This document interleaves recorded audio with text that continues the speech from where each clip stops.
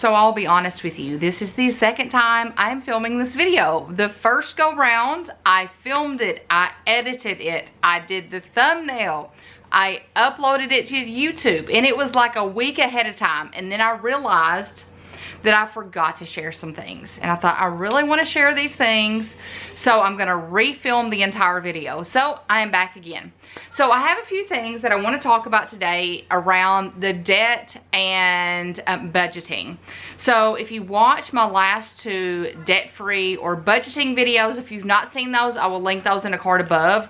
I did a, once again, here I sit going, no, what did I name that video? I called it like debt-free journey bill tracking. It's not where I set up my bill tracker, but we just kind of talked about the numbers, the direction that I was going in for 2024 and everything. So I share my credit card debt with you, talked about the snowball, we talked about budgeting and all of that. And then the second one I will link up there is me setting up my 2024 bill tracker finally. So I've waited this long. I normally do this during Vlogmas, but I waited this long because I was waiting on the notebooks to come in. And let me tell you, here's one of them right here. You guys have loved these. Y'all have sold, I have sold so many, and I'm hoping now that they're starting to get shipped out that you guys love them as much as you thought you would. So this is gonna be, it's kind of the moment of truth for me. So the shop is still open if you are interested in purchasing one. thegoldprojectshop.com, and it's actually my third anniversary with the shop. So you can type in happy 3, the number 3, to save 20% off of your entire order. So that link is always in the description as well. But this, I'm just holding this right now. This one has my passwords in it. So I told you I was using a striped one for my passwords. That's what this is right here. And I'm basically using it to mark out the topics that I want to make sure I cover today. So in those two videos, I had several questions. And as they were coming through, I'm like, you know what? All of these could go together into a chat or Q&A type of video. So I wrote them all down. And y'all, this is just going to be me sitting in front of the camera, sharing my answers, talking about all of them. And y'all, this is my opinion. Just because I tell you that I do something one way does not mean that's the perfect way or that's the only way of doing things. We have done a lot of trial and error through our family. What has worked for some people has not worked for us, and vice versa. So you just have to figure out what works for your family. Okay, so we're just gonna start. I'm not going to really, there's no particular order to this. I'm just gonna go through here and talk about one. So the credit card balance transfer. So in that debt-free journey video where we talked about my credit card debt, I asked you guys what you thought of me transferring the balance to a new card. So I had gotten an offer in the mail to do a 0% finance for, or 0% APR, I guess is what you would say, for I think it's like 15 months and 0% balance transfer. Well, I was like, is that a good idea? Should I not do that? And I'm really trying to get my credit card paid off now. So that money going to the actual amount instead of the interest was very intriguing for me. But I wanted to ask you guys' opinion, and most people said transfer it over just to save that money. And y'all, from the looks of it, and I talked about this in that video as well, we should have that paid off by September, August. I would love to get that paid off this summer. So I did end up doing the balance transfer. And it was, I tried to stay with the same credit card company, but they would not allow me to transfer the balance from one credit card to another. So I had to completely go with a different company, which a different company was who sent me the application anyways, and this company was who my car payment is through. So it worked out really well. So I did end up doing that balance transfer. So what I did was I got it all situated last week, and they said it was going to take about 2 weeks for that balance transfer to go through. And I didn't owe a payment on my credit card at that moment, the one that I was transferring from, but I went ahead and made a payment, the payment that I was going to make on the 10th. I went ahead and made that payment. So then I wouldn't have to worry about, you know, holding that money. So I just went ahead and paid that, and then all of that will get transferred to the new card. So I feel really good about it. So thank you so much for sharing that with me and for basically making me feel like that I made the right decision. So I did want to talk about that. Next thing is, I was asked, are we getting a tax refund and can I use that to pay off some debt? Yes, we did get a tax refund. We've already got that in. And no, I'm not using it to pay off debt. So my husband and I basically use any tax refund money that we get as a saving. So it's basically what we call a cushion. We don't like to touch that unless we have to. In the last couple of years, we've had to use it here and there to kind of cushion our paychecks because things got really bad. So I'm feeling like we are trying to get all that balanced out now so we don't have to pull from that savings as much. But it makes me sleep better at night knowing that we have that cushion. So considering that we're going to be able to put about $1,000 on my credit card a month to get that paid off, I don't feel it necessary to pull any of that money from our tax refund to make additional payments on that card, especially since I was able to transfer the balance for 0% for 15 months. So yes, we're getting a tax refund, and no, we are not using it to pay off debt. It just makes me feel better knowing that we do have that money in case of an emergency. Next, this brings up vacations. So, in the past, you guys have asked me how we've paid for vacation. Normally, that savings is what we pay for vacation. Right now, I'm not sure if we're going to take a summer vacation. We have looked and looked and looked and looked, and there's not anywhere right now that really sounds interesting to us and that we want to pay that money. Because in our brain, we know that we could use that money to continue to pay off the debt that we have. And we're trying to get debt paid off because Kate's going to need a car next year. So we're going to have to get a lot of this stuff paid off so that we'll have the ability to buy her a car. And if you hear something, that's Derek. Don't mind him. He's playing PlayStation a little bit before we go to soccer.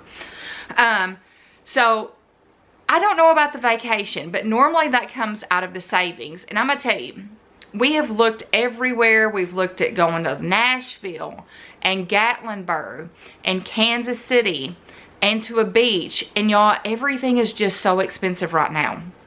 I'm not paying $300 a night for a hotel or an Airbnb. I'm just not going to do it. So right now, I'm not really sure if we're going to do a vacation.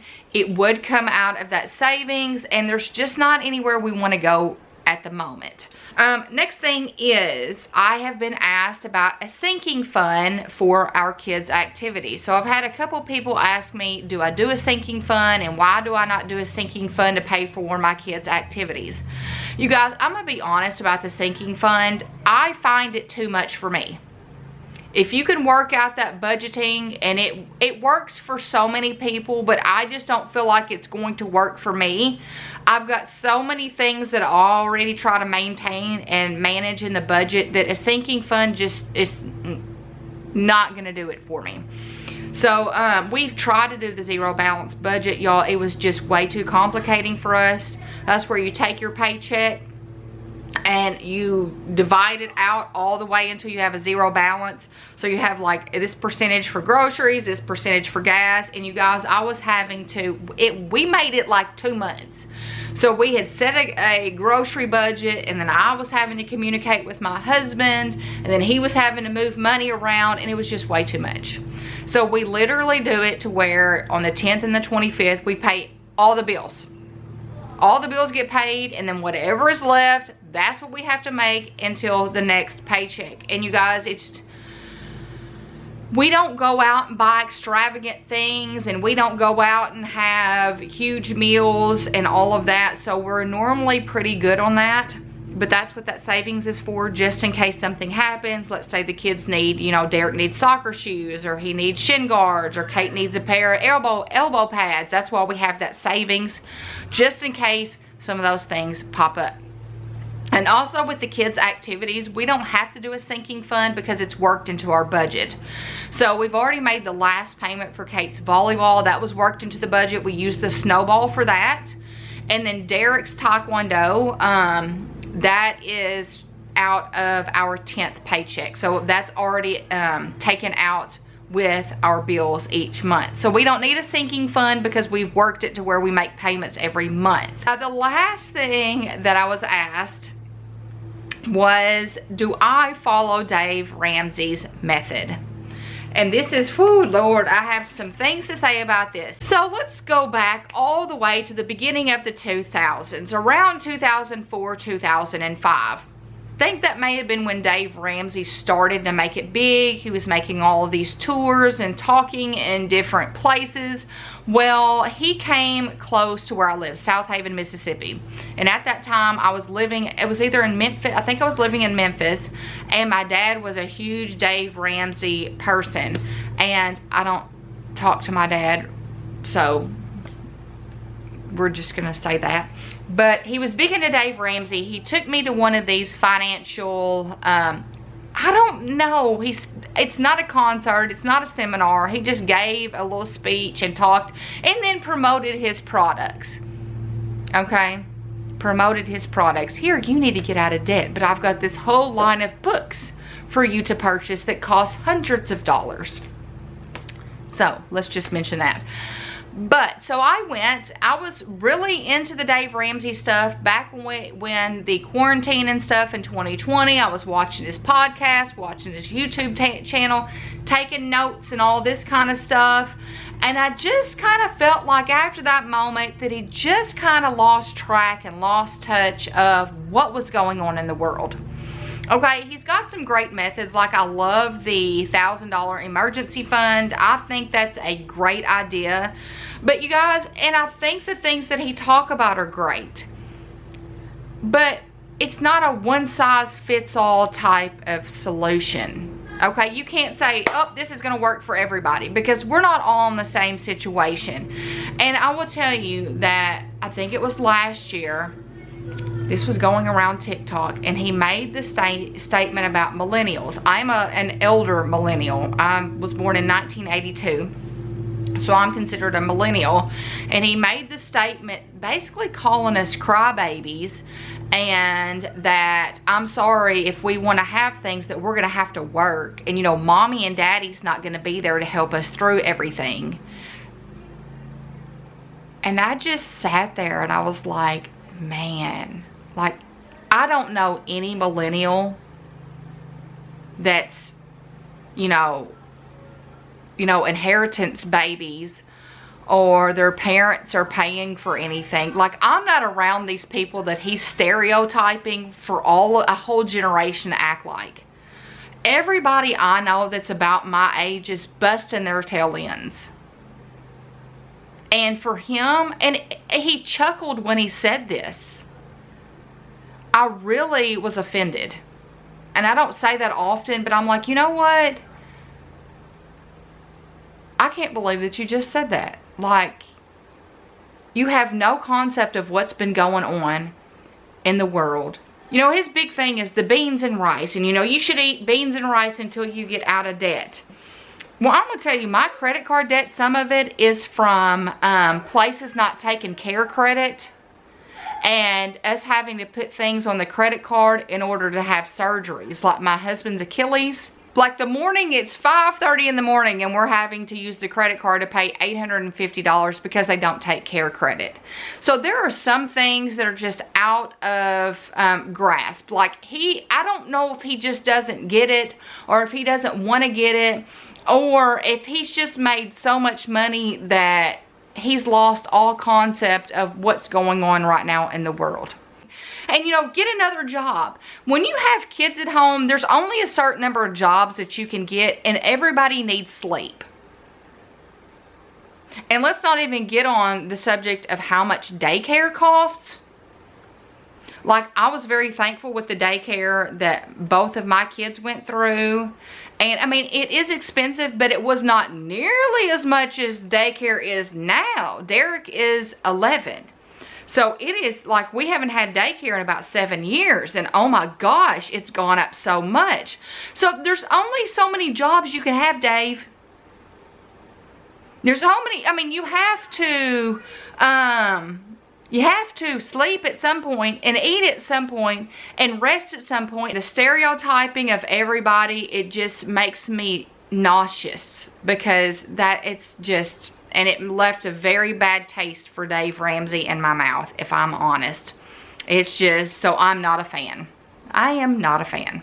So I think that was all of the questions that I had written down to talk to you about today. So I talked about sinking funds and kids' activities and my credit card balance and vacation and Dave Ramsey, and what else did we talk about? My tax refunds and all of that. And let me tell you, I am very pumped and very motivated to get these credit cards paid off. So right now, I sold a lot of stuff to be able to pay our furniture off. So I'm kind of at a downswing right now with that. And I started this last weekend kind of going through and looking at the stuff that I haven't sold yet, putting some of it out for donation, and then I'm going to start kind of another round of selling probably in the next couple of weeks. I just kind of needed to, you know, sort through everything and get the next round ready to go. So, and let me tell you, all of the decluttering has really helped that journey as well. You don't think that decluttering and paying off debt would go hand in hand, but it's really helped me get motivated to pay off some credit card debt just by decluttering my home. You know, it's made me aware of the things that I've purchased that I just really did not need. And you know, those things that have been like impulse buys or instant gratification type things, or just things that I thought I was going to love forever and don't love anymore. So the decluttering has really helped with the debt paying off journey. So you guys, if there's any more questions that you have, definitely leave those in the comments below. If I have enough, I will do another video, because as y'all ask questions, y'all ask some really good questions. I will write them down, and sometimes they turn into a video like I did this time. So you guys, I hope you give this video a big thumbs up. By giving my videos a thumbs up, it shows YouTube you're engaged and you like my content, which means they'll start suggesting it and recommending it to more people, which means our community will grow and will continue to spread positivity. Also, I hope you hit that red subscribe button to become a part of our community and our mission to get organized on a budget and with a plan together.